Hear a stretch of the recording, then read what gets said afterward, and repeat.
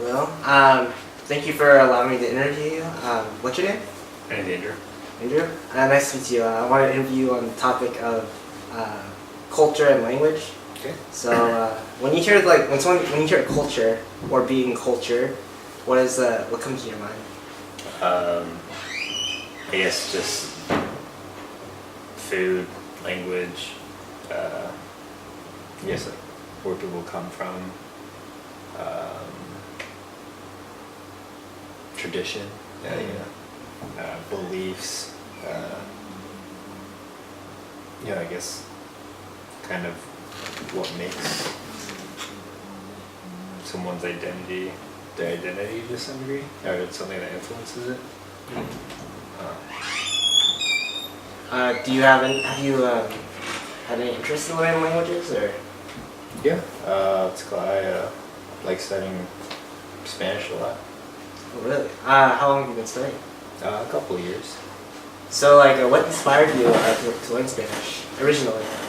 Well, I took Spanish in high school and I thought that it was, at the time I thought it was pretty fun, but I didn't really think about doing anything with it. Mm-hmm. But then afterwards, later after college, I've always wanted to learn a language, so I started studying again. And then, I just started listening to a lot more music from like Latin America and Spain, and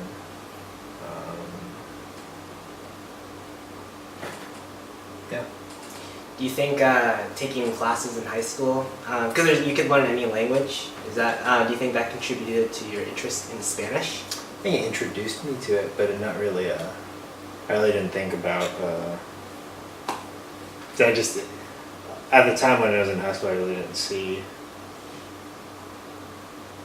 like how it would be useful down the line. It really wasn't until college when I thought like knowing another language would be really helpful. So you said you've been learning Spanish for 2 years.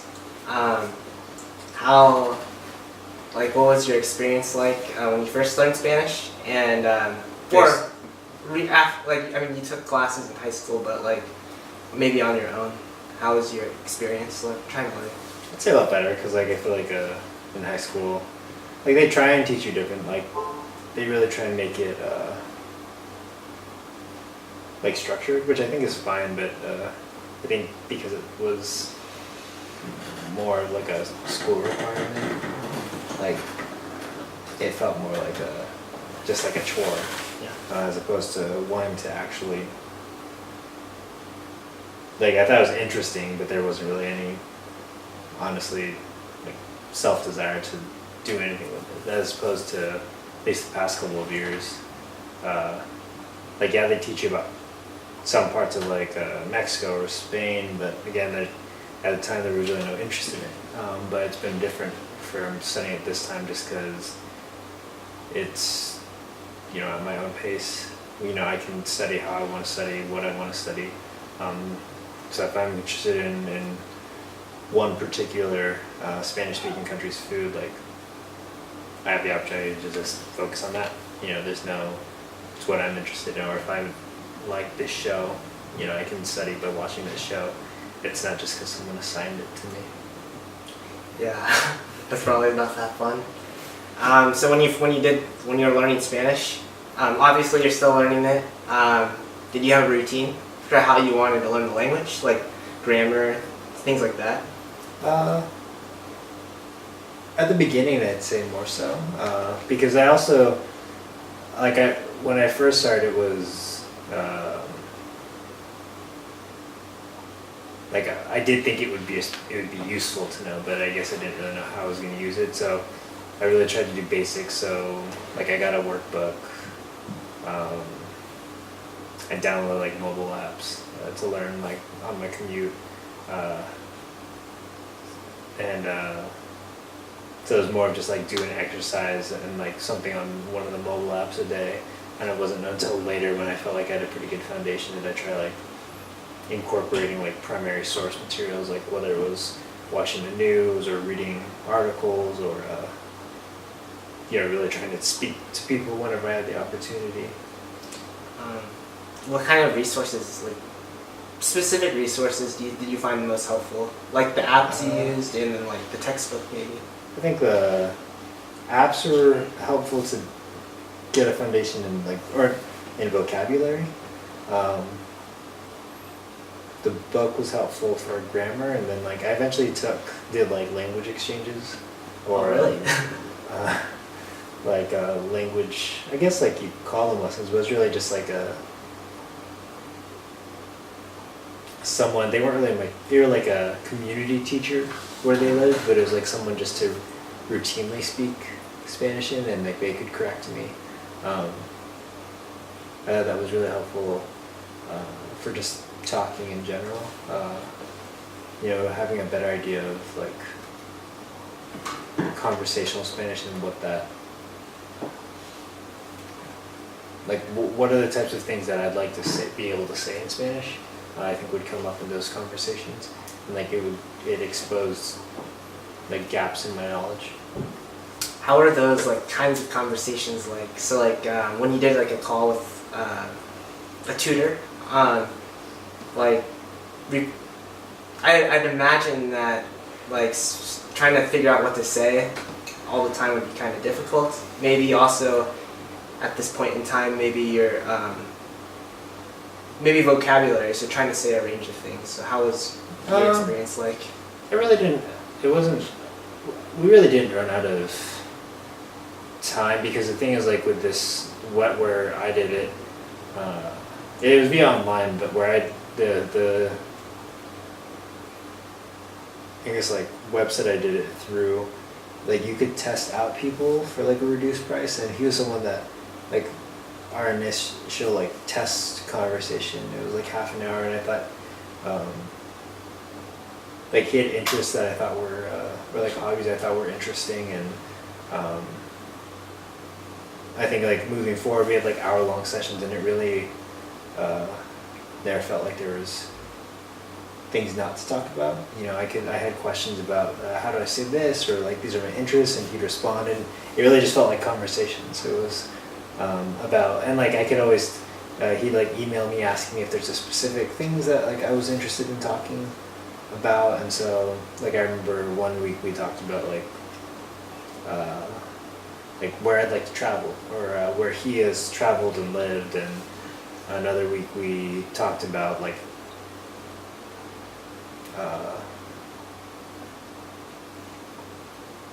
healthcare, like vocabulary, which was nice.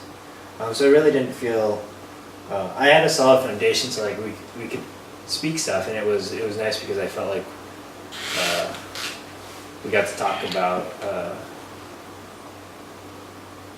like my interests, and like what words do I need to know, but then also I think because he was a native speaker, like we could talk about things that I just didn't know. So like he was initially from Spain, so it was interesting hearing about like his childhood growing up in Spain and what that meant, and then at the time he was living in South America,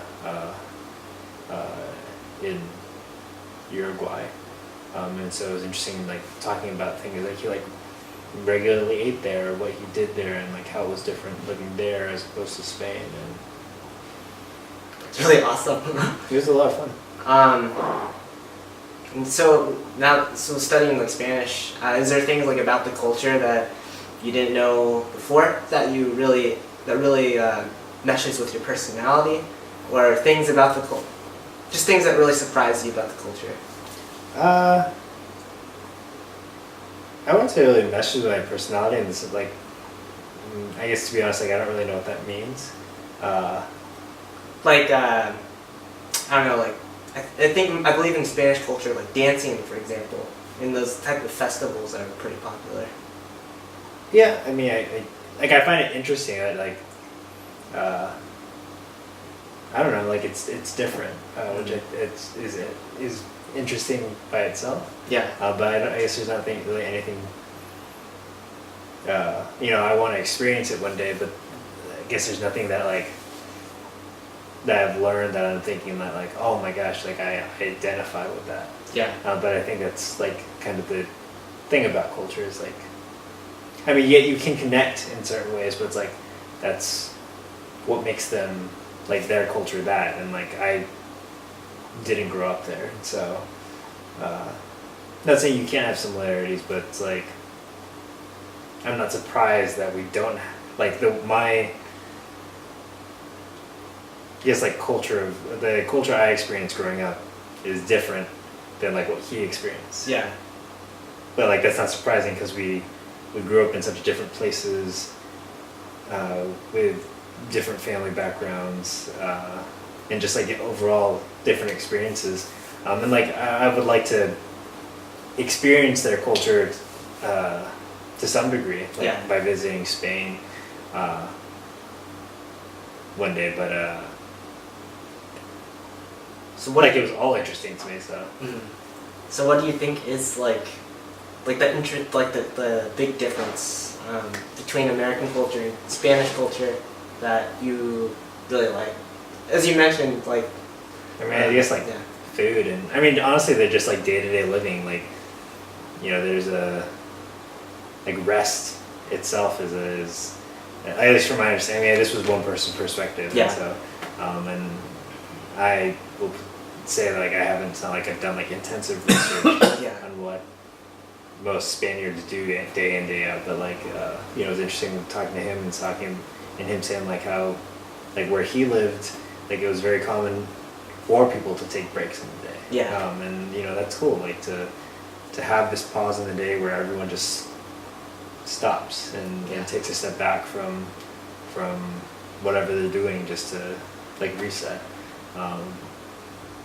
You know, like where I work, you know, you just take your lunch.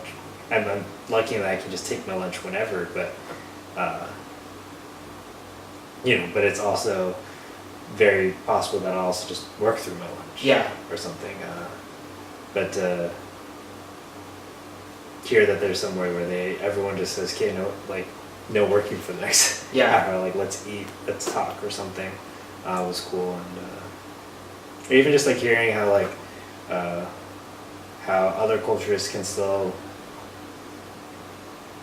I mean like they do here, but like I like anime, and like for him to talk about how he likes anime too, you know, like Japanese culture approaching, like he grew up watching Gundam Yeah. still, and like the idea that, you know, I also like grew up watching some Gundam and like some other stuff, but the idea that like we also live in different parts, Yeah. and Japanese culture had an effect on our like development as adults, or just Yeah. like our interests, despite us being in vastly different places. Well, speaking of anime, would you consider yourself? Are you interested in learning Japanese? And like, do you consider yourself a polyglot? No, like I'm not even like I think I can speak like I'm confident I could speak Spanish in most conversations, but I wouldn't even say I'm like necessarily fluent in that. Yeah. And I think learning Japanese would be cool someday, but not yet. In the near future, do you think it'll be in? Probably. I mean, like it really just depends where. I mean, my Spanish is my primary focus, and I'd like to get the ground running on Japanese more. Like I've done kanji before, but yeah, I just don't know exactly when or like to what degree. It's awesome. Yeah, very awesome. Going back to Spanish, I know you said like you used a lot of resources to improve. One of them was like talking to a tutor, but more specifically, what specific applications did you use? For example, I think a good language learning app I've heard of is Duolingo. Mm-hmm. Have you used that? Yeah, like when I first started, I used Duolingo and Memrise. Uh-huh. And then once at the time, like I finished the Duolingo course. Yeah. I didn't really use any apps after that because it was just I mean, like reiterations of the same thing. I think at that point in time, I just thought it would be more useful to, I guess, like engage with the material Yeah. itself. So my first question I asked you is about what you think about when you hear the culture. So how would you describe what it means to be like a person that is cultured? I guess like you've just experienced other people's cultures more. Uh-huh. Whether, you know, I think by most people's standards, it's like by actually visiting the places and like experiencing things with the people. I think, but Mm. yeah. Nice. I think I know I have more questions. A very interesting topic to me.